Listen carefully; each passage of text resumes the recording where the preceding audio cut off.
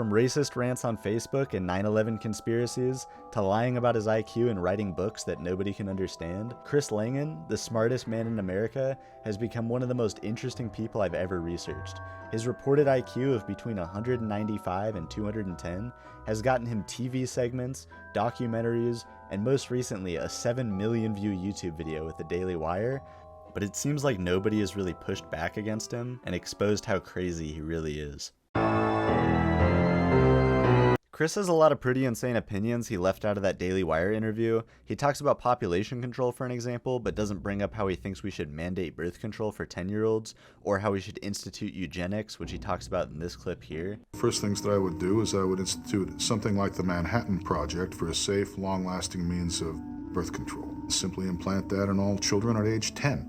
That would solve our population problem right off the bat. It would also enable us to practice a benign form of eugenics. For those who don't know, eugenics is the idea that people who are genetically inferior shouldn't be able to have kids. And while this is an old clip, it just takes one look at Twitter to see he's still chugging away, trying to argue his case for eugenics, with this post just a few months ago where he advocates for nice guy style eugenics, and also goes on a little incel rant about how white women are choosing men for their money and fashion when they should just care about genetic IQ. IQ and eugenics often get brought up with something called race realism, which for Chris is the belief that different races have different IQs, which they do, but researchers and psychologists have widely debunked race realism, with studies showing that IQ disparity has much more to do with socioeconomic factors like access to education and healthcare rather than genetics. Chris, however, believes that the racial IQ disparity is not environmental or cultural, but rather is proof that certain races are genetically inferior. In 2018, he gained some popularity on neo-Nazi website The Daily Stormer for a Facebook post he made questioning why first world countries are taking Somalian refugees, but not gorillas from the jungle, since according to him, they have the same IQ.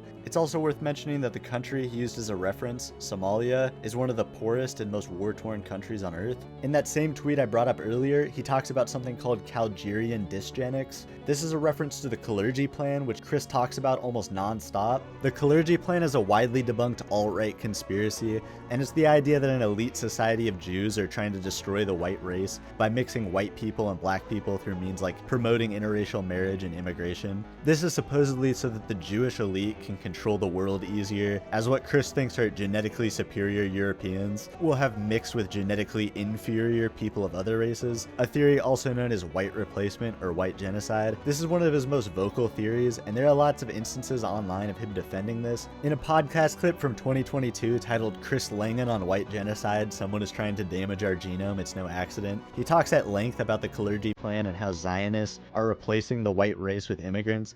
So that's what we're faced with now. Basically, the activation of the Kalergi program under the supervision of central bankers who are paying off our governments and our leaders to turn against us and actually replace us with other populations and basically dilute our genome out of existence in a kind of a vast, multicolored, what did Kalergi call it? The Eurasian Negroid race of the future. He normally uses terms like Zionists and international banksters to avoid having to name Jewish people directly, but recently he's gotten a lot more bold. Just last month he tweeted about Big Jews Inc. and how they are causing white genocide with illegal third world migrants. I suspect now that his interview with the Jewish-owned Daily Wire is over, he's going to be a lot less subtle with his anti-Semitic conspiracies. Also, something to note about his Daily Wire interview that got so many views was there was actually a leaked interview from 2 years ago, uploaded by his wife. Originally it wasn't going to air, which apparently surprised Chris despite his anti-Semitic history. And also, you know, the Daily Wire being owned by Ben Shapiro, who's a Jew.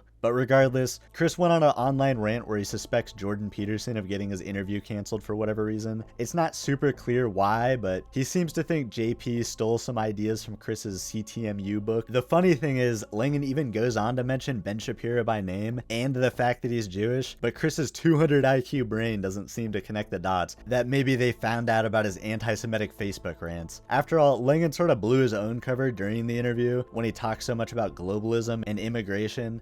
I mean, the Daily Wire is a conservative outlet, so they're constantly having to filter out people like Alex Jones and Nick Fuentes, who also talk nonstop about the Kalergi Plan. Now, some of you might still not be convinced that Chris Langan is crazy. Maybe you're one of the people who actually believes in these conspiracies, or maybe you just don't care. But this last example, I think even the Alex Joneses of the world couldn't get behind. In a Facebook post from 2017, Chris Langan not only claims that 9/11 was staged by Bush, but that 9/11 and the invasion of Iraq were done by the government to stop his book from getting popular. He's of course talking about his 56-page CTMU, a journal that supposedly proves God with math. Here he writes, "The CTMU has already been all over the news, mostly at the turn of the millennium, just as promised. Then professed Christian George W. Bush and his decidedly non-Christian neocon vultures did everything they could to distract everyone by immediately staging 9/11, passing the Patriot Act, and invading Iraq and Afghanistan." And you might be thinking that Chris is joking, because there's no way anyone on earth could think 9/11 was seriously done to stop his book from getting popular. But luckily,